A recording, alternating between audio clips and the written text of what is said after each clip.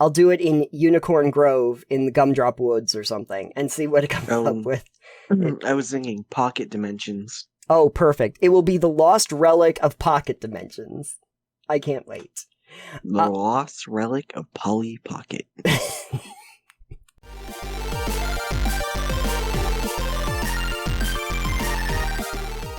So, Alex, I did something that I didn't ever plan on doing. And that's a long list, I know. But in this particular case, I interacted with a thing called the ChatGPT. You've probably heard of it. Mm-hmm. Once or twice. Yeah. For those of you who don't know, ChatGPT is, well, it's called an AI. It's a large language learning tool, basically.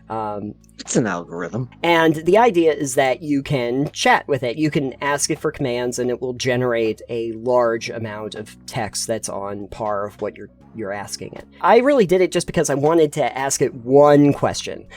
We talk about adventure hooks on this show a lot. And yeah, it's one couple things you come up with once in a while. Yeah, and we're always looking for a good one. And so we're on our quest to find the best adventure hook possible. Exactly. And that should be an adventure hook in itself. The adventure hook is the quest to find the best quest. There you go. Yeah, there you go. The quest was the quest we made along the way. The quest we found along the way. Perfect. But I thought, well, I've got the power of the AI. And the internet. The ChatGPT. And so I asked ChatGPT, what is the best adventure hook for tabletop role-playing? That's how I phrased it. A fairly generic, straightforward question, I'm sure. Yes, which is why I was going to be interested to see what it generated. And so I thought what would be fun is that I'll tell you what it spit back out at me, and you could tell me if you like it or not. So I want to preface this with, I'm assuming it's going to be very strange, because I don't know that ChatGPT has the context of what an adventure hook for a tabletop RPG is. Okay. I don't know how it works when you do it, so I don't... I'm assuming there's going to be very, very strange for it, but we'll find out. I feel like if you do this again, you could be like a legendary quest for heroes to go on. Oh yeah, and see what it generates then. Maybe that's a follow-up, I guess. Yeah, that's a follow-up. We'll see how this goes. Yeah, I mean, I'll say I don't know if it's necessarily weird. Well, I'll let you decide. I'll tell you what it gave me back, and it kind of gave it to me in 3 parts. The first part that I'm going to give you is where it's trying to basically define what a good adventure hook is, the best adventure hook. Okay. The second part is the example that they give of what they think is the best adventure hook. And then the third part is a list of reasons why this adventure hook works well. Based on So we got a 3-part essay. Basically, ChatGPT gave me an essay. Yes, they gave me an essay about how to create a great adventure hook. So I'll start. So the next thing we do is it'll be, we let ChatGPT make this video essay, and we're gonna just do that. I will give you the first part where it explains what a best adventure hook is. Okay. So, part 1. Part 1. A summary. The best adventure hook for tabletop role-playing is one that captures the player's imaginations, evokes a sense of excitement and mystery, and encourages them to engage with the game world. Here's a versatile and engaging adventure hook that can work for various role-playing settings, such as fantasy, science fiction, or even modern day. That's an intro. That is something I would see at the beginning of, an adventure thing. It'd be like, this is what adventure hook should be. Yeah, I mean, it's the kind of thing that you would imagine if you're reading like an RPG, they might use as an introductory statement about what they're trying to do. Yes. And I want you to just keep that in the back of your head, though, where it says, Capture the player's imagination, evokes a sense of excitement and mystery, encourages them to engage with game world. Because that seems to be the three main points that it's trying to get to with their scenario. Okay. And we'll see what it does. Okay. Now, here we go. Section B. Section B. Okay. The quest is called The Lost Relic of Ages Past. I love how generic that is. Wait till you hear it. Long ago, a powerful artifact of immense significance and power vanished from history. The MacGuffin, got it. Yep. Legend tells of its ability to reshape reality, bring about great prosperity, or unleash unimaginable destruction. So it's a wish spell. There you go. Scholars and historians have searched for centuries, but all traces of the artifact's location have remained hidden. Now, rumors have surfaced that a fragment of an ancient map believed to lead to the lost relic has resurfaced. Various factions and interested parties are willing to pay handsomely for the map piece, sparking a race to find the remaining fragments and unlock the artifact's secrets. The players find themselves entangled in this epic quest as they stumble upon the first map fragment by chance. They must decide whether to sell it to the highest bidder, use it themselves for noble or nefarious purposes, or embark on an epic journey to find the relic before others do. End of Section B. I feel like this is just the synopsis plot of One Piece. I don't know if you know much about the anime One Piece. They're looking for the One Piece, right? Yeah. The pirates are looking for the One Piece. Right, exactly. I mean, I feel like if you really wanted to think about it, there's a lot of science fiction or fantasy where this is kind of the basic structure of yeah, it's something that's very familiar in what what the program has described as a plot. Like, this is all, it's very generically okay. Right. Like, I read that, and the first time I read it, it's like, no, that's an adventure hook. Yeah, sure.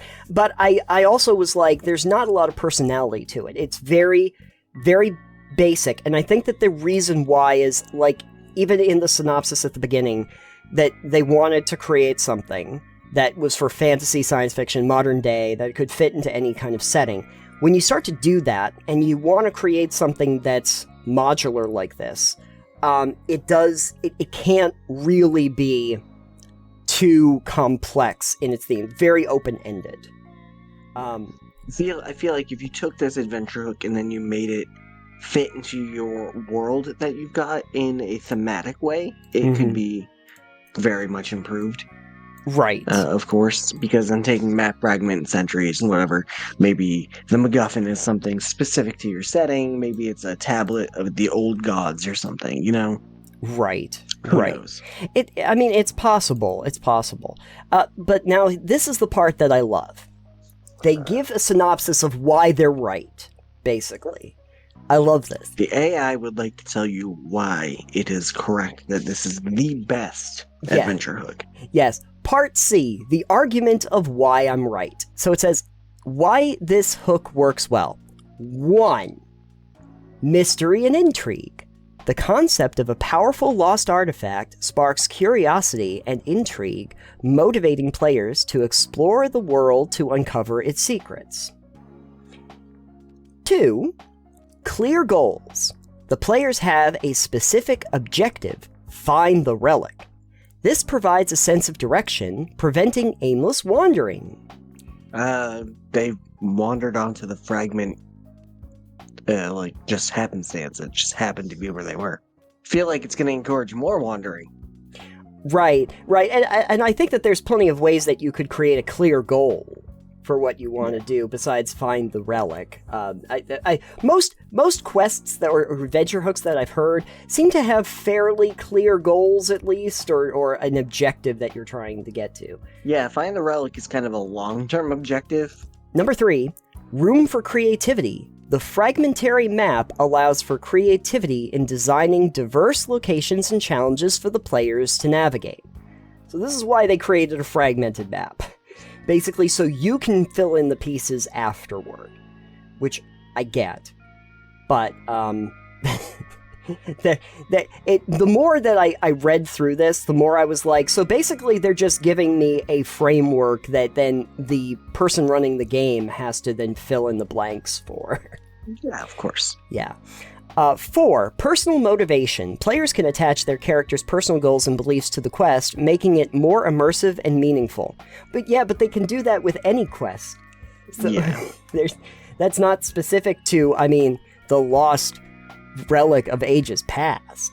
But I guess you could. They should have made it the lost relic of ages future.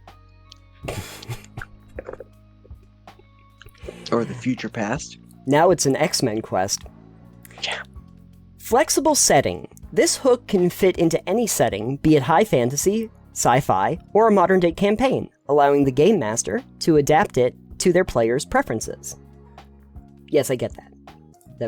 That was in the thesis statement. 6. Conflict and allies. The quest attracts various factions and individuals, creating potential allies, rivals, and adversaries, adding depth to the adventure.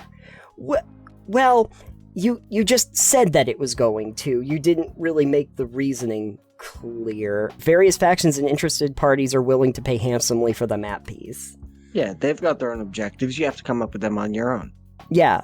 A race to find the remaining you asked for a plot hook, not a complete story rundown, so I guess it's fair. That's true. That's on me. Me. And then 7. Scale and scope. The hunt for the lost relic offers the potential for both smaller, intimate encounters and grand-scale conflicts, catering to different playstyles. True. It is generic enough that you could do both of those things. And then there is a summary at the bottom, because... A summary of the summary? There's a summary at the bottom, like final thoughts. This is Jerry Springer's final thoughts segment.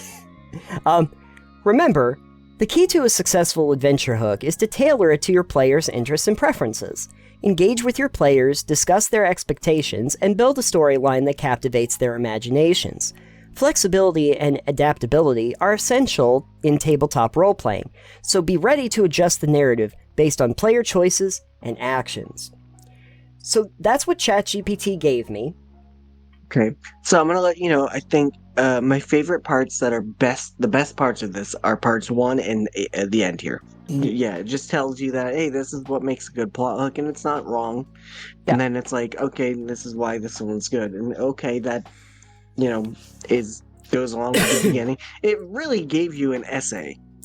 It was an essay more than a plot hook or an adventure hook. Yeah. It gave you an intro, a body, a conclusion, and a summary. Exactly. It said, this is what you should get. Here's a scenario of that thing being got.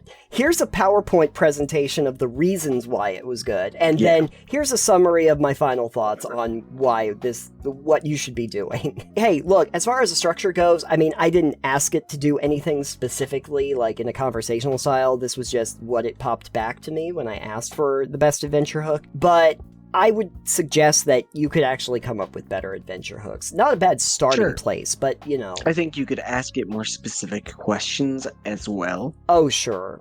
I probably if you wanted to come up with an adventure about a specific thing. I gotta ask it a question about, like, if I come up with some absurdist idea for, like, a setting, and just say, can you give me an adventure hook for this stupid setting? I'll do it in Unicorn Grove in the Gumdrop Woods or something, and see what it comes up with. I was thinking Pocket Dimensions. Oh, perfect. It will be the lost relic of Pocket Dimensions. I can't wait. The lost relic of Polly Pocket.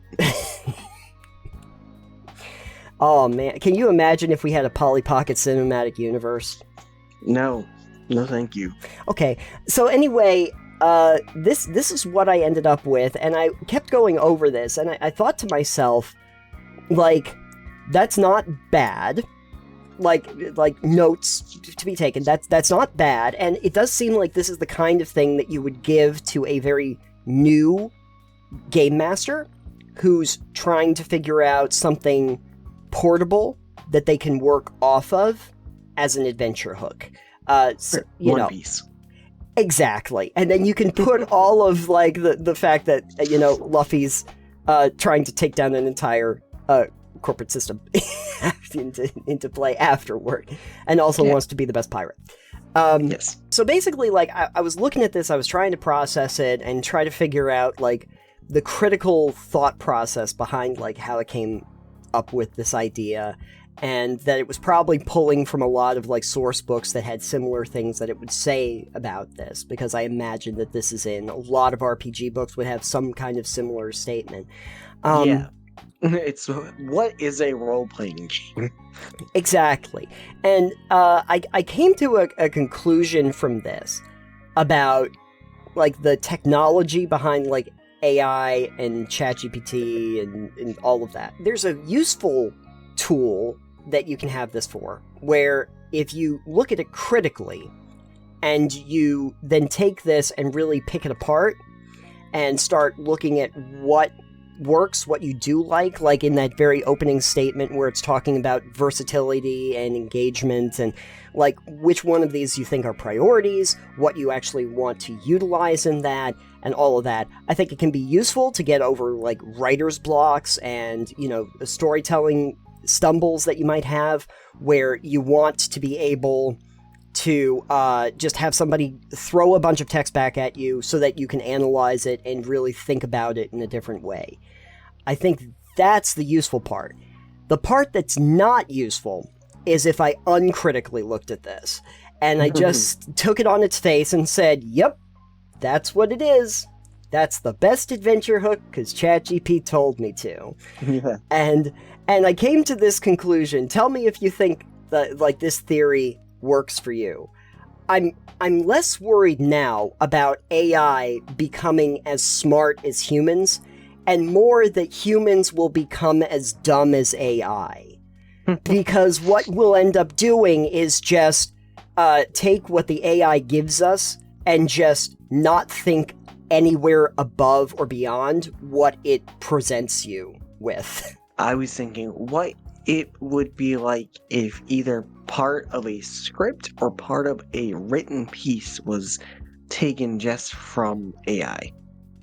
So, like, maybe you organically are writing, like, I'm using the word organic as you yourself are writing a piece out. But then you have a part and you're stumbling for a minute, or you just like, I'm going to use AI to fill the section in. And just leave it in there as if it, as is. Right. And then go back to your own writing. I wonder if anyone would notice. The thing that scares me is that I think somebody who's a critic or who, like, really follows your writing may wonder what was going on with this, like, chapter or something that you put into the book where it didn't matter. But I unfortunately think that for, like, 95% of the population, they would not think about it at all. It would just, I mean, especially if you've got a collection of written works that you can then feed it.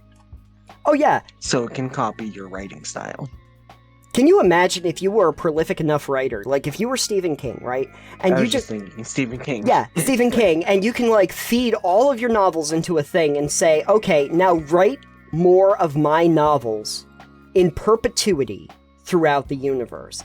Would they make sense? Would they have the same style? I was just watching a video actually on this where Patrick H. Willem was talking about how, like, AI art is a grift. It's not actually art. And he was discussing this in terms of the AI parodies that they did of, like, if Wes Anderson directed Lord of the Rings or of, like, Star Wars or something, and they do that. And he was trying to explain, like, the reason that they do that is because there's a very specific style that Wes Anderson has, so you recognize the style. But if you look at the actual thematic elements, anyone who really understands, like, Wes Anderson in terms of storytelling missed the part entirely with the AI generation, which is just, it's the aesthetics, but it's not the substance. So, yeah. So when I look at this, I think to myself, this could be very useful if you're like, I can't think of adventure hooks, and you throw this in, and then you kind of go, okay, now, what if this actually works? What doesn't work? What do I actually care about? Now I have somebody, presenting this to me. So now my pushback is like, oh no, actually, which of these things that it's supposed to do apparently actually matter to me? What can I do without? Etc., etc. The problem would be, as I imagine a lot of people, even lawyers apparently, would just just take the words that it gives you and say, great, and move on without any other further thought involved. If you were to critique ChatGPT's best adventure hook, what are your final thoughts? Great for an idea, not great for fleshing it out. Right, like, I don't think I would want to run this, or I would want to play in this scenario specifically, but I get why the framing is there, and I could see utilizing it for an adventure hook to say, oh, I get the fragmentary map and how that leads you into different paths, and it's portable. I can see that. Yeah. I can see I think if you took it and then expanded upon it greatly, which it even seems to be begging you to do that in the game. Yeah. It's bare bones, but like if you used it to expand upon it, it could be fine. Like, I don't have a problem with it. It's just very generic. It's very generic, and it seems like that was the, what it was trying to give me. Since I did not, I guess, specify what kind of adventure hook, I just needed an adventure hook for tabletop. Yeah. So it tried to give me something that was a universal answer. I just don't know if universality always results in a good plot line or quest line. You'll have to ask it sometime. Be like, give me the most interesting plot hook ever. If I do, we'll come back and we'll talk about it. And see. We'll take some critical eye. We'll see how this episode does. Yes, we'll see if we can take a critical eye to another thing at some point and see what it gives us.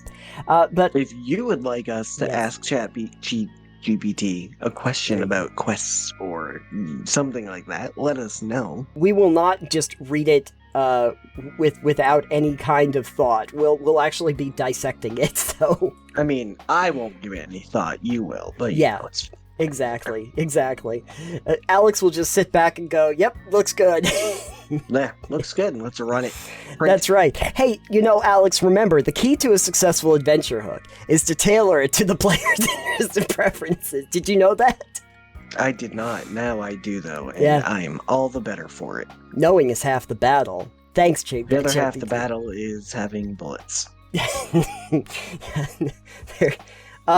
So, hey, if you've asked a similar question, or if you type in that same question to ChatGPT, tell me if you get a different result, because I'm wondering if it's going to spit out something different for you based on the prompt.